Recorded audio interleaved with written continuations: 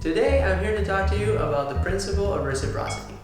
The principle of reciprocity states that if an Italian can buy a house in your country, you can buy a house in Italy.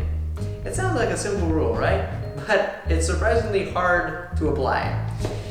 Now, if the reciprocity is not guaranteed, your deed of acquisition for a house in Italy is void.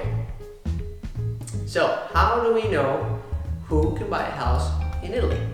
Now, the information is given to us mostly by the site of the Minister for Foreign Affairs that states clearly for every country on earth who can buy a house in Italy and who cannot.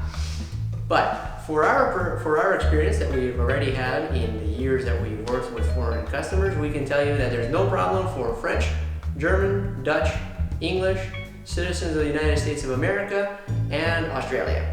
And again, we know this for sure because we've already had the pleasure to work and help them buy a house in Italy.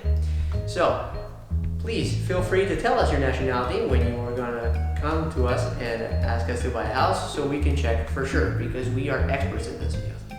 How can we say that we're experts in this field? Well, a couple of years ago, we had the situation in which a man from Singapore wanted to buy a house with a garden in Italy.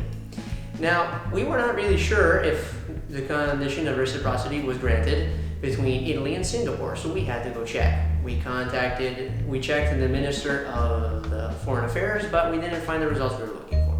So then we checked with the Italian Embassy in Singapore, the Singaporean Embassy in Italy, notaries' offices, several of them, all the way up to office of a lawyer that was specialized in non-European laws.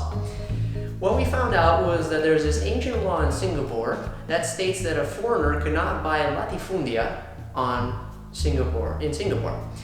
Now, what does that mean? Latifundia is a Latin term that means plots of land. The problem is that being that the law is ancient, there's no specification of how much a plot of land is.